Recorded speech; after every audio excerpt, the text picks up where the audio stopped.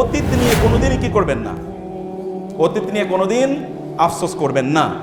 যা চলে গেছে সেটা নিয়ে আফসোস করবেন না, বরং প্রেজেন্ট নিয়ে বাঁচুন, ভবিষ্যৎ নিয়ে পরিকল্পনা করুন। সুখ অথবা সফলতা, সফলতা বা সুখ কাকে বলে? আপনি যদি প্রকৃত অর্থে সফলতার সংজ্ঞা দেখতে চান বা সফল কোনো মানুষের চরিত্র খুঁজতে চান, তাহলে আপনাকে আসতে হবে যার কাছে, তাকে নিয়ে আমরা আজকে আলোচনা করছি। আজকে তাকেই নিয়েই আমরা আলোচনা করছি। এ কারণে আপনি দেখবেন যে সফল অর্জনের 3টে মৌলিক মানদণ্ড আছে। এর মধ্যে একটা মানদণ্ড হচ্ছে আপনার ফোকাস থাকতে হবে, যে আপনি কি করতে চান, আপনার ব্যক্তিত্ব থাকতে হবে, এবং একদল ডেডিকেটেড লোক থাকতে হবে যারা আপনার কাজটি তারা আপনার পক্ষে অথবা আপনার উপস্থিতিতে বা আপনার অনুপস্থিতিতে করে বেড়াবে। আপনারা বলেন তো, মুহাম্মদুর রাসূলুল্লাহ সাল্লাল্লাহু আলাইহি ওয়াসাল্লামের বাইরে এমন কে আছেন যিনি বলতে পারেন তার চারিদিকের যে সকল লোকেরা, এই লোকেরা তার চারপাশে যারা ছিল তারা এমন যে রাসূলুল্লাহ সাল্লাল্লাহু আলাইহি ওয়াসাল্লামের অনুপস্থিতি গোটা মানব জাতি এক মুহূর্তের জন্য টের পায়নি? রাসূলুল্লাহ সাল্লাল্লাহু আলাইহি ওয়াসাল্লামের ইন্তেকালের পর খলিফা হলেন কে? ওমর আবু বকর রাদিয়াল্লাহু তাআলা আনহু। আবু বকর তো উম্মার মধ্যে মোস্ট লেনিয়েন্ট, মোস্ট কম্প্যাশনেট, এবং এত মানসিকভাবে তিনি এতটা কোমল যে তিনি রাসূলুল্লাহ সাল্লাল্লাহু আলাইহি ওয়াসাল্লামের অনুপস্থিতিতে তিনি নামাজ পড়াবেন ওইখানে এটাই চিন্তা করতে পারছিলেন না। কোরআন তেলাওয়াত করলে তিনি কাঁদেন, নামাজে দাঁড়ালে তিনি কাঁদেন। খুবই কোমল হার্টেড একজন মানুষ। কিন্তু যখন ইসলামকে রক্ষা করার প্রশ্ন আসলো, তখন তিনি, এই মানুষটি যিনি পৃথিবীর সবচেয়ে কোমল মানুষ, তিনি বলে উঠলেন, আয়ানকুসুদ্দিন ওয়া আনা হাইয়ুন। আবু বকর বেঁচে থাকতে ইসলামের গায়ে একটা আঁচড় ফেলবে কেউ, এটা কখনো হতেই পারে না। এবং তিনি তৎকালীন রিদ্দার অর্থাৎ 3টি এলিমেন্ট, একদল লোক তারা তাদের নিজেকে নবী দাবি করেছে, আমরা জানি ফলস প্রফেট। আর একদল লোক তারা ডিনাই করেছে জাকাত দিতে, জাকাত দেবে কিন্তু তারা আবু বকরের কাছে জাকাত দেবে না রাদিয়াল্লাহু তাআলা আনহু। এবং 3 নম্বরে একদল লোক তার অ্যাপোস্টেসি, যেটাকে বলা অ্যাপোস্টেট মানে তার মুরতাদ হয়ে গেল। এই যে 3টা বিশাল ঘটনা, ওমরের মতো ব্যক্তি এখানে পেরেশান হয়ে গিয়েছেন। যখন ওমরকে তিনি ডাকলেন, তিনি বললেন, ওমর আমি এদের বিরুদ্ধে যুদ্ধ করতে চাই। ওমর বললেন, আপনি যুদ্ধ করবেন? এই 3টা ফ্রন্টে চারিদিকে এরকম বিদ্রোহ, এত বিদ্রোহী গ্রুপের বিরুদ্ধে কিভাবে যুদ্ধ করা যায়? আবু বকর রাদিয়াল্লাহু তাআলা বললেন, ওমর জান, খাওয়ানুন মানে জাব্বারুন ফিল জাহিলিয়াতি খাওয়ানুন ফিল ইসলাম। জাহিলি যুগে তো আপনাকে বাঘ হিসেবে আমি চিনতাম, কিন্তু ইসলামে এসে কোনো আপনি দুর্বল হয়ে গেলেন কেন? ঠিক আছে, আপনার সাহায্য লাগবে না, আমি একাই যুদ্ধ করব। কিছুক্ষণ পরে ওমর ফিরে এসে বললেন, ওয়াল্লাহি লাকাদ রাআইতু আন্নাল্লাহ কাদ শারাহা সাদরা আবি বকর লিল কিতাল। আল্লাহর কসম করে বলি, আবু বকর, আমি যখন ফিরে যাচ্ছিলাম তখন আমার অন্তরে এরকম ইলহাম হলো যে আল্লাহ তাআলা আপনার হৃদয়টাকে যুদ্ধের জন্য প্রশস্ত করে দিয়েছেন। অতএব you are right, you are on the right front, আমি আপনার পক্ষে আছি, যুদ্ধ করব। এরকম একজন ব্যক্তি। আপনি বলেন তো, রাসূলুল্লাহ সাল্লাল্লাহু আলাইহি ওয়াসাল্লাম ইন্তেকালের পর তার চারপাশে যত লোক ছিল, যতজন ছিল, তাদের অবস্থা কি ছিল? ঐতিহাসিক বালাজুরি তিনি বলেছেন, যখন মুহাম্মদুর রাসূলুল্লাহ মক্কায় আসেন, আরবে তিনি আসেন, তখন আরবে লেখাপড়া জানতো কেবলমাত্র 17 জন লোক, কেবলমাত্র। এর মধ্যে আবার নারী একজনও ছিলেন না। যখন তিনি ইন্তেকাল করেন তখন প্রায় 1.5 লক্ষ লোক তারা লেখাপড়া জানে। আপনি জানেন বর্তমান পৃথিবীতে আমরা তো এমন একটা সোসাইটিতে, এমন একটা পৃথিবীতে বসবাস করছি, সেখানে প্রায় প্রচুর পরিমাণ লোক তারা শিক্ষিত। বাংলাদেশে প্রায় 40 ঊর্ধ্ব মেডিকেল কলেজ আছে, সরকারি, এরপরে তো বেসরকারি আছেই। আপনাদের এখানেও শুনলাম প্রচুর পরিমাণ নারীরা এখন শিক্ষা, এখানে শুনলাম যে 2/3 হচ্ছে এখানে ফিমেল স্টুডেন্টস। এবং অন্যান্য মেডিকেল কলেজগুলোতে গিয়ে আমরা একই দৃশ্য দেখেছি, সেখানে ফিমেল স্টুডেন্টদের সংখ্যা মেলদের চেয়ে অনেক বেশি। তার মানে অনেক এগিয়ে যাচ্ছে, আলহামদুলিল্লাহ। কিন্তু এখনো জানেন এই পৃথিবীতে বিএ পাস করা লোকের সংখ্যা কত আনুপাতিক জানেন? মাত্র 2%। গোটা পৃথিবীতে বিএ পাস করেছে, ব্যাচেলর ডিগ্রি নিয়েছে, এরকম লোকের সংখ্যা মাত্র 2%। অথচ আমরা কিন্তু ইউনিভার্সিটির অভাব দেখি না। বাংলাদেশে প্রায় শতাধিক ইউনিভার্সিটি আছে, এর প্রাইভেট ইউনিভার্সিটি, এরপরে পাবলিক ইউনিভার্সিটি তো আছেই। এমতো অবস্থায়ও আমেরিকাতে প্রায় 10,000-এর মতো ইউনিভার্সিটি আছে বলে বলা হয়। তাহলে এত বেশি ইউনিভার্সিটি থাকার পরেও শিক্ষার হার তাইলে কোথায় গিয়ে দাঁড়িয়েছে? শিক্ষার হার কোথায় গিয়ে দাঁড়িয়েছে? মাত্র 2% লোক তারা বিএ পাস করেছে বলে এটা ধরা হয়। তাহলে মোস্ট সাকসেসফুল ম্যান যদি আপনি পৃথিবীতে দেখতে চান, সেটা যে কোনো ফ্রন্টে হোক না কেন, আপনার ফ্যামিলি লাইফ অথবা আপনার social life, you will have to come to only 1%। তিনি হচ্ছেন মুহাম্মদুর রাসূলুল্লাহ সাল্লাল্লাহু আলাইহি ওয়াসাল্লাম। তার ইন্তেকালের পর এক একজনই যথেষ্ট। যদি আপনি উসামা ইবনে যায়েদের কথা বলেন, বাইজান্টাইনদের বিরুদ্ধে, বাইজান্টাইন মানে হচ্ছে তৎকালীন রোমান এম্পায়ার, অর্থাৎ আধুনিক ইউরোপ, দুটো পাওয়ার যদি গোটা পৃথিবীকে নিয়ন্ত্রণ করে আমরা বলি, একটা আমেরিকান কন্টিনেন্টাল পাওয়ার বা আমেরিকান পাওয়ারটা হলো ইউরোপিয়ান পাওয়ার। এই ইউরোপিয়ান পাওয়ার ছিল রোমান পাওয়ার। এই রোমানদের বিরুদ্ধে যুদ্ধ করার জন্য একজন যুবককে পাঠানো হয়েছে, তার বয়স মাত্র 18 অথবা 17। এরকম একজন নয়, এরকম অসংখ্য, এরকম হাজারো যুবক ছিলেন যারা রাসূলুল্লাহ সাল্লাল্লাহু আলাইহি ওয়াসাল্লামের অনুপস্থিতি কাউকে টেরই পেতে দেন নাই। এটা মানবতার ইতিহাসে কেবল একজন মানুষের পক্ষেই সম্ভব, আর কারো পক্ষে এটা সম্ভব হয় না। আমরাও তো দেখি আমাদের অত্যন্ত শক্তিশালী মানুষদের সাথেও যারা থাকেন তারাও হাজার হাজার টাকা লুট করেছেন, তাদের মধ্যে নৈতিকতা ডেভেলপ করে নেই। আমাদের আশপাশেও এরকম অসংখ্য সিনারিও আছে, অসংখ্য লক্ষ লক্ষ এরকম ঘটনা আছে যেখানে মানুষদের মধ্যে আমরাই কোনো ইম্প্যাক্ট তৈরি করতে পারিনি, তিনি কেমন ইম্প্যাক্ট তৈরি করেছেন। অতএব মোস্ট সাকসেসফুল ম্যান যদি আপনি চান এই পৃথিবীতে, তাহলে আপনাকে অবশ্যই তার কাছে যেতে হবে। মাইকেল এইচ হার্ট তো সেই কথাই বলেছেন, my ranking of Muhammad to lead the list of the most influential man on earth. আমার মুহাম্মদ সাল্লাল্লাহু আলাইহি ওয়াসাল্লামকে যে আমি এই পৃথিবীর সবচেয়ে প্রভাবশালী মানুষ হিসেবে নির্বাচন করেছে আমার বইয়ে, দ্য 100 বইয়ে। এটা হতে পারে কেউ প্রশ্ন করবে, কার হয়তো বা আইব্রোটা বড় করে দেবে, তার হয়তো কপালে একটা ব্রো কুঞ্চন থাকবে, কিন্তু আমি জানি রিলিজিয়াস অ্যান্ড সেকুলার গ্রাউন্ডে, অর্থাৎ দুনিয়া এবং আখেরাত, দিন এবং দুনিয়া, এই দৃষ্টিতে তার ধারে কাছেও কেউ আসতে পারে না। সফলতার সংজ্ঞা যদি আমরা বলি, তাহলে তার ধারে কাছেও এই পৃথিবীর কেউ আসে না। পৃথিবীর সবচেয়ে আকর্ষণের কেন্দ্রবিন্দু কিন্তু এই মুহাম্মদুর রাসূলুল্লাহ সাল্লাল্লাহু আলাইহি ওয়াসাল্লাম, সবার আকর্ষণের কেন্দ্রবিন্দু। এমন কোনো দিন নাই যেদিন তার ব্যাপারে লেখা হয় না, এমন কোনো দিন নাই যেই দিন তার ব্যাপারে লেখা হয় না অথবা তার ব্যাপারে আলোচনা করা হয় না।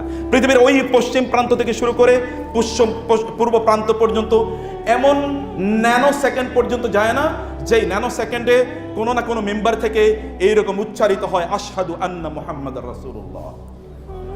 এমন ন্যানো সেকেন্ড পর্যন্ত যায় না। আর যদি নামাজের কথা বলি, তাহলে তো আমরা আল্লাহুম্মা সাল্লি আলা মুহাম্মদ, আল্লাহুম্মা বারিক আলা মুহাম্মদ। একজন মানুষ বলেন তো, এই পৃথিবীতে একজন মানুষ বলেন তো, who can compare to Muhammad সাল্লাল্লাহু আলাইহি ওয়াসাল্লাম in terms of this respect and honour and love. আপনি বলেন পৃথিবীর একজন মানুষের কথা বলেন যার বিরুদ্ধে কেউ যদি একটা টু শব্দ করে তাহলে গোটা পৃথিবী আন্দোলিত হয়ে যায়। আপনি একজন মানুষের নামই বলতে পারেন, তার নাম হচ্ছে মুহাম্মদ সাল্লাল্লাহু আলাইহি ওয়াসাল্লাম। পৃথিবীতে কেবল একজন মানুষের নামই বলতে পারেন যার নাম এই পৃথিবীর সবার কাছে প্রিয়। সবচেয়ে বেশি যে নামে লোকেরা তাদের নিজের নামকরণ করে সেই নামটি হচ্ছে মুহাম্মদ সাল্লাল্লাহু আলাইহি ওয়াসাল্লাম। এইরকম পৃথিবীর একমাত্র মানুষ যাকে নিয়ে মানুষ কথা বলাটাকে তার প্রেস্টিজের ইস্যু মনে করে, যে তার ব্যাপারে একটু কথা বললে আমি একটু কি হব, একটু জাতে উঠতে পারবো। লেটেস্ট আমি একটা বই পড়ছিলাম, এই বইয়ের রাইটার তিনি একজন খ্রিস্টান। তিনি বললেন মুহাম্মদ সাল্লাল্লাহু আলাইহি ওয়াসাল্লামের উপর আমি তার জীবনীটা লিখলাম। এই জীবনীটা লেখে আমি তার প্রতি কোনো অনুগ্রহ করি নাই, বরং আমি আমার নিজের প্রতি অনুগ্রহ করেছি। কিভাবে? তার উপর বই লেখার কারণে পৃথিবীর এলিট ক্লাসের লেখকদের তালিকায় আমার নামটা ঢুকলো। এবং এই জন্য রাসূল সাল্লাল্লাহু আলাইহি ওয়াসাল্লামের কবি তিনি হাসান ইবনে সাবিত তিনি বলেছেন, মা ইন মাদাহতু মুহাম্মাদান বিমাকালাতি ওয়ালাকিন মাদাহতু মাকালাতি বিমুহাম্মাদি। আমি যখন মুহাম্মদের জন্য কবিতা লিখি তখন আমি তার প্রশংসা করি না, বরং আমি আমার কবিতার প্রশংসা করছি। আমি তার সম্মান বাড়াই না, বরং আমার কবিতাটার অ্যাকসেপ্টেবিলিটি আমি বাড়ালাম, কারণ তার নাম নিলে এখানে ব্লেসিং থাকবেই। রাসূল ইসলাম কি এই কথা বলেন নাই? জিবরিল এসে আমাকে বললেন যে আপনার উপর দরুদ পড়বে, আল্লাহ তাআলা তাকে 10 বার রহম নাজিল করবেন তার উপর। একবার দরুদ পড়লে আল্লাহ তাআলা তাকে 10 বার রহম দেবেন। অর্থাৎ আল্লাহর স্পেশাল রহমত। আল্লাহ নিজে যে কাজটি করেন তিনি আমাদেরকে সেই কাজটি করতে বলেছেন। ইন্নাল্লাহা ওয়া মালাইকাতাহু ইউসাল্লুনা আলান নবী ইয়া আইয়ুহাল্লাযীনা আমানু সাল্লু আলাইহি ওয়া সাল্লিমু তাসলিমা। তিনি একমাত্র মানুষ যার নিকটবর্তীরা তাকে সবার চেয়ে বেশি ভালোবাসতেন, তার কাছের লোকেরা তাকে সবার চেয়ে বেশি ভালোবাসতেন। আমরা এখানে কেউ হলফ করে বলতে পারবো না আমার কাছের লোক আমাকে সবার চেয়ে বেশি ভালোবাসে, কেউ বলতে পারবো না। আই চ্যালেঞ্জ, কেউ বলতে পারবেন এটা যে আমার মা আমাকে সবার চেয়ে বেশি ভালোবাসে, আমার বাবা আমাকে সবার চেয়ে বেশি ভালোবাসে। আর আপনারা যারা ইয়াং এখনো বিয়ে করেন নাই তাদের কথা নাইলে বাদ দিলাম, আমরা যারা বিবাহিত এই কথা হলফ করে বলতে পারবো না আমার বউ আমার সবার চেয়ে বেশি ভালোবাসে। বরং দেখবেন পৃথিবীর সকল পুরুষরা যখন তারা ব্যাংকে অ্যাকাউন্ট খোলে তখন তারা নমিনি লাগায় বউরে, কিন্তু সকল নারীরা যখন তারা ব্যাংকে অ্যাকাউন্ট খোলে তখন তার ভাইরে অথবা মামারে বা চাচারে বা বাবারে তারা নমিনি লাগায়, স্বামীরে নমিনি লাগায়। এইরকম ঘটনা আমি খুব কম দেখেছি। আমার বোনরা অবশ্য ভাবে অন্যভাবে নেবেন না, এটা আমার আশপাশে যারা আছে তাদেরকে দেখে এটা আমার অভিজ্ঞতা আর কি। এমনকি তাদের কাছে কোনো টাকা থাকলেও এই টাকা স্বামীর কাছে কোনোদিন তারা এটা রাখবে না, মনে করবে যে তো শিয়াল খেয়ে ফেলবে। ঘটনা একেবারে যে মিথ্যা এরকম না, মানে সেফ জায়গা এটা না, সেফ কাস্টডি না, কিন্তু অন্য জায়গায় রাখে। কিন্তু আপনি দেখেন তো মুহাম্মদ রাসূলুল্লাহ সাল্লামের তার নিকটবর্তী রাখ তাকে কি বলেন? আপনি কি একটা জায়গায় দেখাতে পারবেন যেই জায়গায় কেউ তার কোনো স্ত্রী তাকে বলেছেন ইয়া মুহাম্মদ? কোথাও বলতে পারবেন?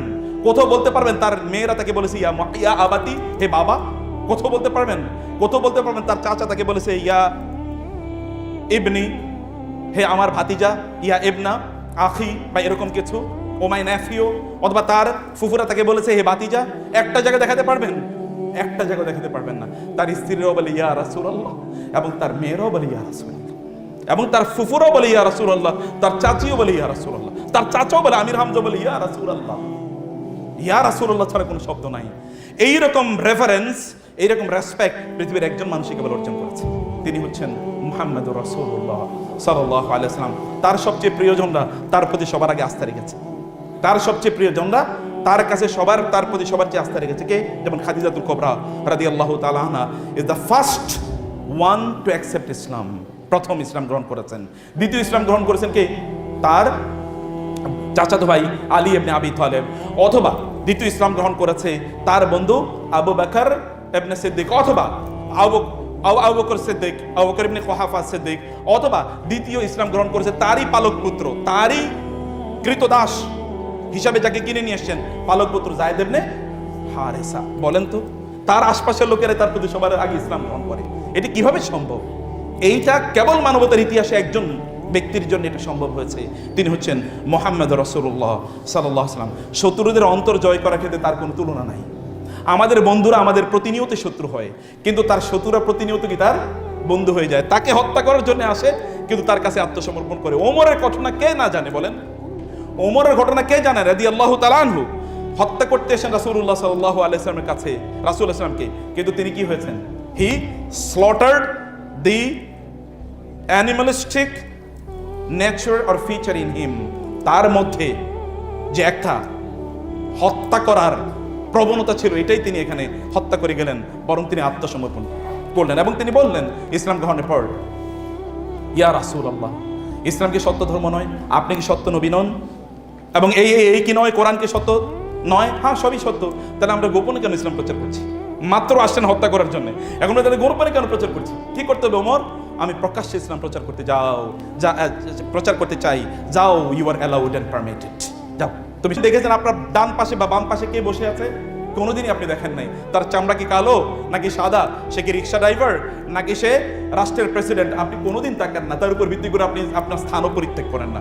কিন্তু অন্যান্য জায়গায় এটা স্টিল এই ডিসক্রিমিনেশন সেখানে আছেই, সেটি এখনো প্রযোজ্য অন্যান্য সকল জায়গায়।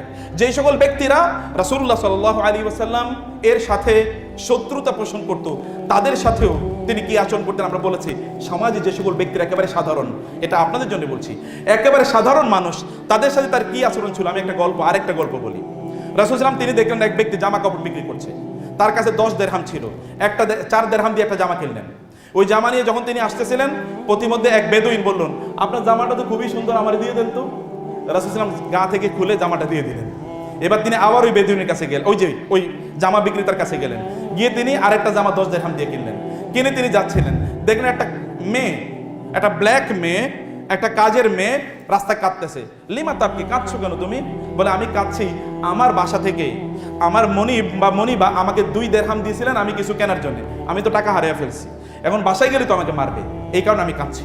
বলে ঠিক আছে, আমার কাছে 2 দিরহাম আছে, তোমাকে 2 দিরহাম দিয়ে দিলাম। ও 2 দিরহাম নিয়ে ও বাসায় যাচ্ছে, কিন্তু কাঁদতে কাঁদতে যাচ্ছে। রাসূল তাকে বলে তুমি কাঁদছো কেন? তোমার তো 2 দিরহাম দিয়ে দিলাম। বলে না, কাঁদতেছি অন্য কারণে। তাহলে যে একটু যে দেরি হইলো, আমার যদি ধরে মারে তাহলে কি করবো? বলে আচ্ছা ঠিক আছে, আমি তোমার সাথে যাচ্ছি।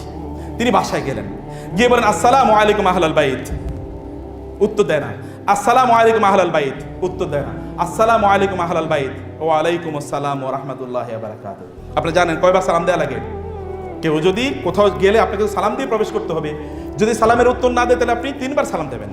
3 বার তিনি সালাম দিলেন, সালামের 3য়বারে উত্তর দিলেন। উত্তর দেওয়ার পর তিনি এবার দরজা করলেন। রাসূল বলেন, তোমরা কি আমার প্রথম সালাম শুনতে পাও নাই? বলতে শুনতে পেয়েছে, কিন্তু আপনি আল্লাহর রাসূল, আপনি আমাদের জন্য বলবেন আসসালামু আলাইকুম ওয়া রাহমাতুল্লাহ, এটা আমাদের জীবনের সবচেয়ে বেশি পাওয়া। আপনি 3 বার বলবেন, 3টা বার আমাদের জীবনের সবচেয়ে বড় অ্যাসেট হয়ে থাকবে। এই কারণে আমরা বলছি যে আপনি 3 বার একটু বলেন, আমরা অপেক্ষা করছেন, আপনি সালাম দেবেন। আপনি হলে রাগান্বিত হতেন। তিনি দেখলেন এদের ভালোবাসা লেভেল কি, ভালোবাসা কাকে বলে, এরা আমার ভালোবাসার জন্যে এরা এরকম তারা অপেক্ষা করছে আমি কতবার তাকে সালাম বলি।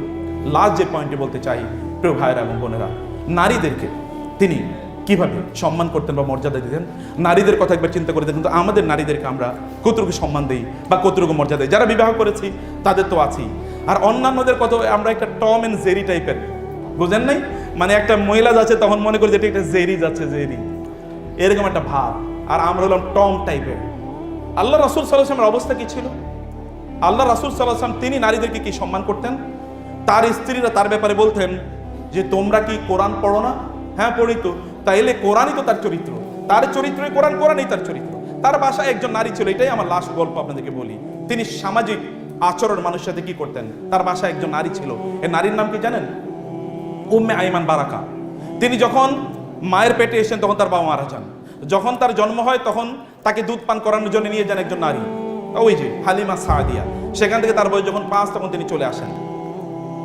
এর আগে তার বাবা যখন অর্থাৎ আব্দুল্লাহ যখন বিয়ে করেন আমিনাকে বিয়ে করার পর আব্দুল্লাহ যাবেন হচ্ছে সিরিয়াতে ব্যবসা করার জন্য। আব্দুল্লাহ চিন্তা করেন আমার স্ত্রীকে আমি কিভাবে একা রেখে যাই। তিনি বাজারে গেলেন, তখন মানুষ বাজারে বিক্রি হতো, কৃত দাস এবং দাসী।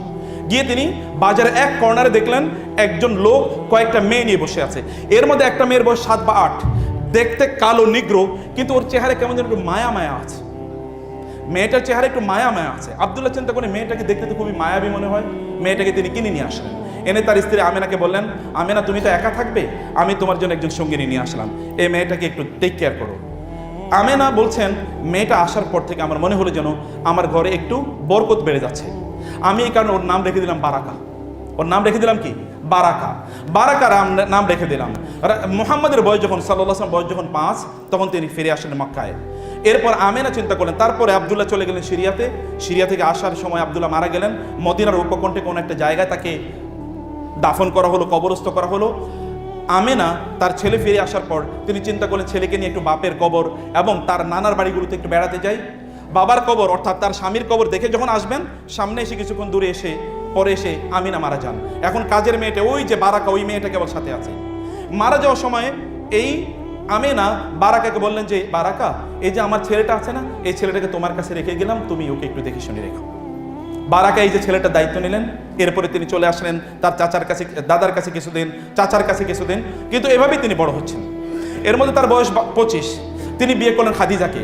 খাদিজাকে বিয়ে করার পর তিনি এবার এর আগেও তিনি এবং তার মানে দাদা এবং তার চাচা এই উম্মে আইমান মানে এই বারাকাকে বলছেন তুমি বিয়ে করে ফেলো, এখন তো মোহাম্মদ বড় হয়ে গেছে, এখন তো তিনি ইয়াং ম্যান, তুমি এখন আর তার তদারকি বা টেক কেয়ার করার প্রয়োজন নেই, এখন দেখতে হবে না, আমরাই দেখছি, তুমি বিয়ে করে ফেলো। তিনি বলেন না, আমি আমিনাকে এই প্রতিশ্রুতি দিয়েছি যে আমি তার সাথেই থাকবো, আমি যেতে পারবো না।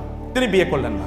এরপর যখন মুহাম্মদ সাল্লাল্লাহু আলাইহি ওয়াসাল্লাম তিনি খাদিজাকে বিয়ে করলেন, তার বয়স 25, তখন তিনি মানে বারাকাকে ডেকে বললেন, বারাকা মা উম্মি, তিনি তাকে বলতেন উম্মি, উম্মি আমি তখন বিয়ে করেছি, আমার সংসার হয়ে গেছে, আমার স্ত্রী আছে, আমার কোনো টেনশন নাই, আপনাকে এবার একটা বিয়ে দিই। তিনি খুবই অগত্যা, না আমি বিয়ে করতে চাই, না আপনাকে বিয়ে করতে হবে। তিনি তখন বিয়ে দিলেন একজনের কাছে, এবং যার কাছে তিনি বিয়ে দিলেন তিনি রাসূল সাল্লাল্লাহু আলাইহি ওয়াসাল্লামের একজন সাহাবী। বিয়ে দেওয়ার পরে তাদের একটা ঘরে একটা সন্তান হলো। সন্তানের নাম রাসূল রাখলেন আইমান।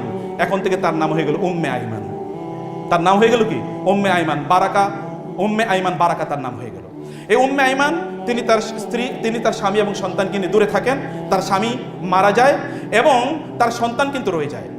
এর মধ্যে রাসূলুল্লাহ সাল্লাল্লাহু আলাইহি ওয়াসাল্লাম তিনি আল্লাহর নবী হন এবং তিনি দাওয়াতি কাজ করেন। তিনি মদিনায় তিনি হিজরত করে চলে যাবেন। এর প্রেক্ষাপট মক্কায় তৈরি হয়। কোনো এক সময় তিনি তার সাহাবীদেরকে লক্ষ্য করে বললেন, তোমাদেরকে একজন নারীর কথা বলি। এই নারী একজন জান্নাতি নারী। এই নারী তিনি বিধবা, আবার তিনি বৃদ্ধা, দেখতে খুবই সুন্দরী না, কিন্তু তিনি একজন জান্নাতি নারী। এরকম একজন নারীকে তোমাদের কাছে বিয়ে দিতে চাই, কে বিয়ে করবে? কেউ কথা বলছে না। ওই যে তার পালক পুত্র যায়েদ ইবনে হারেসা, যায়েদ ইবনে হারেসা বলেন, ইয়া রাসূলুল্লাহ আমি তাকে বিয়ে করবো। রাসূলুল্লাহ তাকে বিয়ে দিলেন। বিয়ে দেওয়ার পরে তাকে ডাকলেন, যায়েদ তুমি জানো তোমার কাছে কাকে আমি বিয়ে দিয়েছি? যায়েদ নিশ্চুপ হয়ে আছেন, চুপ হয়ে আছেন। বলে, যায়েদ আমি তোমার কাছে যাকে বিয়ে দিয়েছি তিনি আমার মা। হিয়া উম্মি বাদা উম্মি, she is my mother after the death of my mother. Zaid তোমার কাছে যাকে বিয়ে দিয়েছি তিনি কিন্তু আমার মা, মনে রেখো।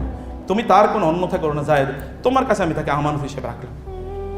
জায়েদ আপ্লুত হয়ে গেলেন, রাসূল তাকে জড়িয়ে ধরলেন, জড়িয়ে ধরে তার কাছে তিনি তাকে দিয়ে দিলেন। এবং এই জায়েদ তার মৃত্যু পর্যন্ত উম্মে আইমানকে তিনি প্রচণ্ড কেয়ার করে রাখতেন। রাসূল সাল্লাল্লাহু আলাইহি ওয়াসাল্লাম যখন মদিনায় যান, উম্মে আইমান তারপর হিজরত করে যান। এরপর উম্মে আইমান যাইতে, বৃদ্ধা নারী, তার যেতে একটু কষ্ট হয়েছে। রাসূল সাল্লাল্লাহু আলাইহি ওয়াসাল্লাম তার গায়ের চাদরটি উম্মে আইমানের জন্য রাস্তায় বিছিয়ে দিলেন। আর তিনি পথিমধ্যে তাকে এগিয়ে নিয়ে যাচ্ছিলেন, বিছিয়ে দিচ্ছেন এবং তাকে খাবার দেখে দিয়ে বলছিলেন, মা আপনি তো জান্নাতে থাকবেন, জান্নাতে আপনার আর কোনো কষ্ট হবে না। এই দুনিয়াতে আপনার কষ্ট হয়েছে, মক্কা থেকে এতটুকু আসতে আপনার কষ্ট হয়েছে, কিন্তু জান্নাতে আপনার কোনো কষ্ট হবে না। রাসূল সাল্লাল্লাহু আলাইহি ওয়াসাল্লাম তাকে বারবারই মদিনার উপকণ্ঠে তাকে দেখতে যেতেন। উম্মে আইমান এমন একজন নারী, রাসূল সাল্লাল্লাহু আলাইহি ওয়াসাল্লাম সাধারণত তিনি খাবার এর ব্যাপারে জোরাজোরি কেউ তাকে করবে এটা তিনি পছন্দ করতেন না। তিনি কোনো জিনিস খেলে পছন্দ হলে খেতেন, আদরে তিনি চুপ থাকতেন, খাবারে কোনো দোষও তিনি ধরতেন না। কিন্তু উম্মে আইমান একজন নারী, কখনো কখনো রাসূল সাল্লাল্লাহু আলাইহি ওয়াসাল্লাম তার স্ত্রীদের ঘরে ঢুকতেন খাবারের জন্য, খাবার আছে কিনা, না খাবার নাই, তাহলে আমি রোজা রাখছি।